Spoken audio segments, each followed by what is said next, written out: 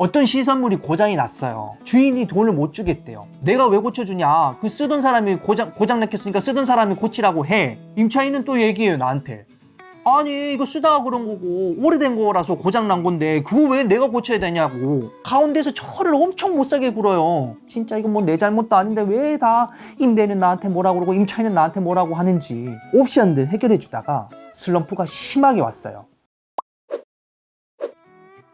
오피스텔 중개하다 보면 이거 꼭 있어요. 동료 공인중개사들이 꼭 저한테 물어보는 거.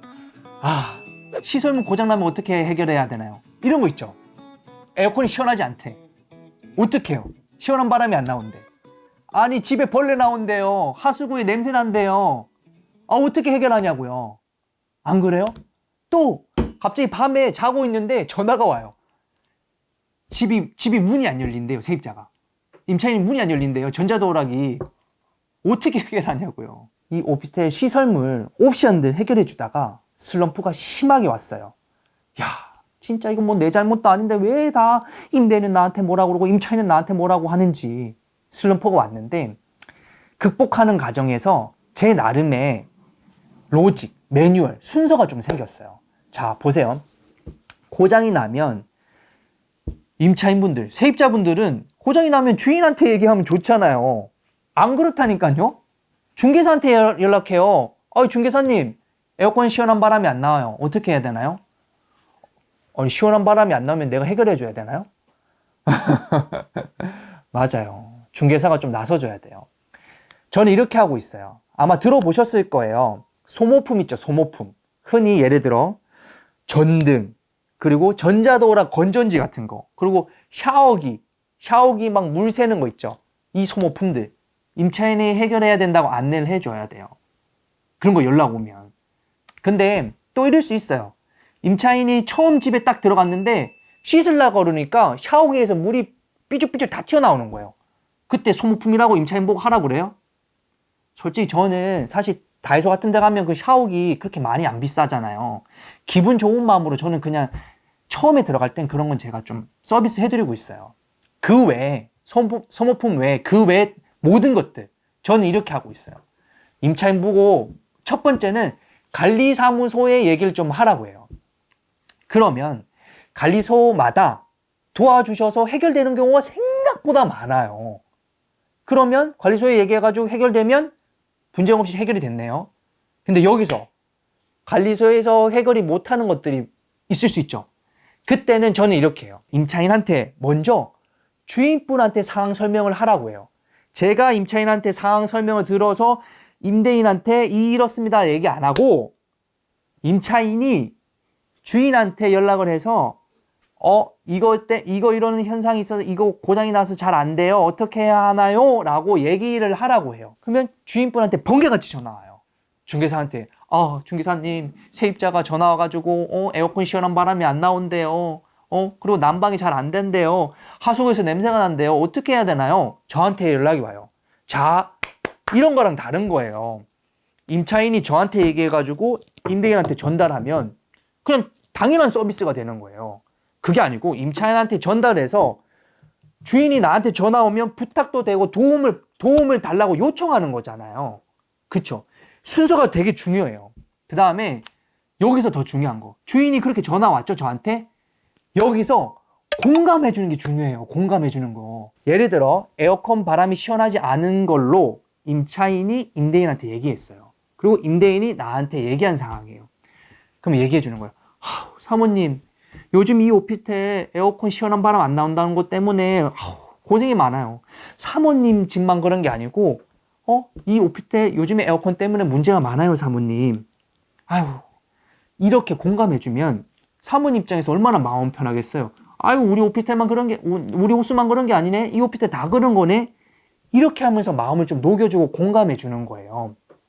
그 다음에 이렇게 공감해주고 제가 세입자한테 얘기하는 거예요. 주인분 통화 왔는데 에이스를 부르라고 합니다.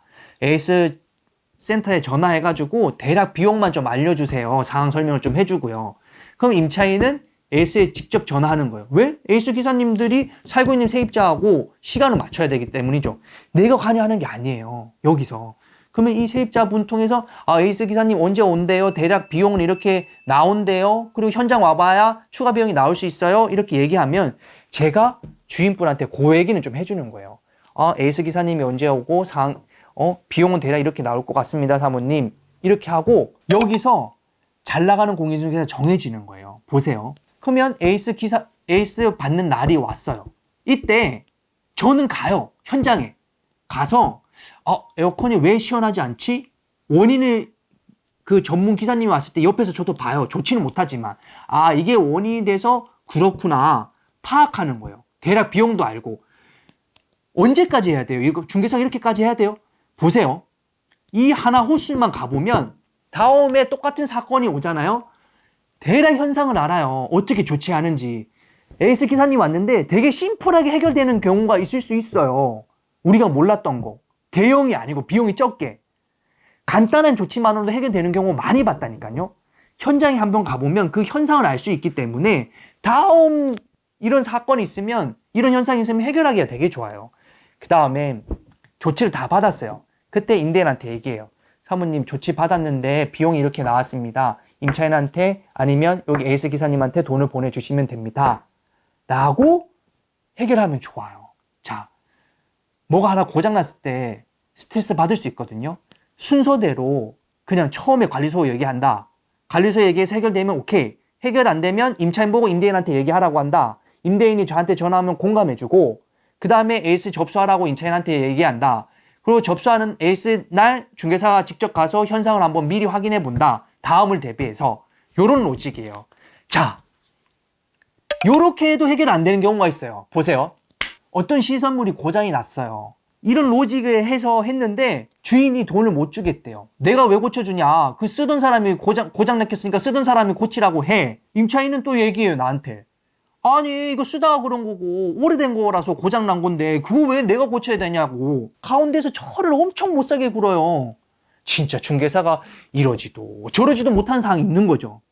와, 생각해보세요. 뭐 내가 중개사가 뭔 잘못이 있다고, 내가 에어컨을 그렇게 만든 것도 아니고 내가 냉장고를 그렇게 만든 것도 아니지 않나요? 그죠? 저도 이것 때문에 슬럼프가 왔어요.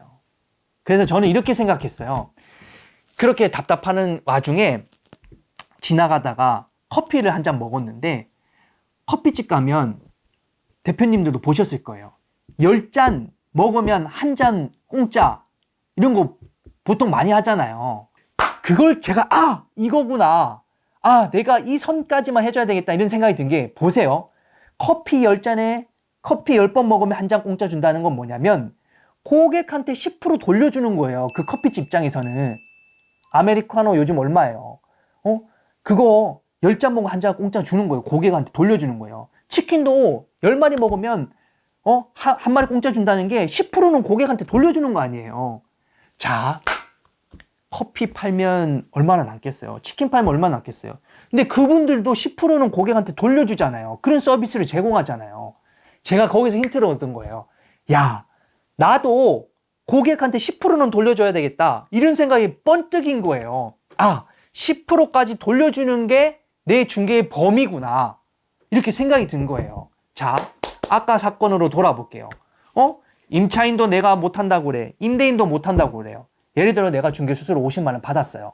근데 중간에 분쟁이 생겨가지고 해결 안 되는데 내 10%를 투자하는 거예요. 5만 원이죠?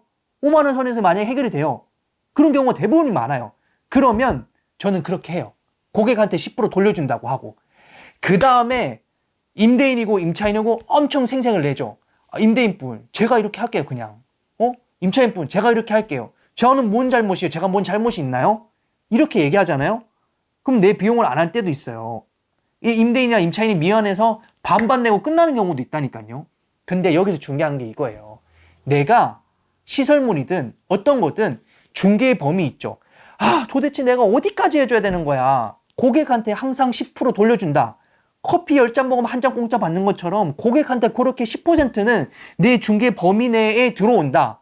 꼭 금전적으로 10%가 아니라 내 시간을 그만큼 조금 더 투여하자, 이렇게 생각하시면 대표님들 중개하시는 거에 대해서 생각보다 심플할 거예요. 곧 만날 거예요. 이런 상황, 이런 중개 대상의 범위, 시설물에 대한 로직 알고 계시면 엄청 도움 되실 거예요.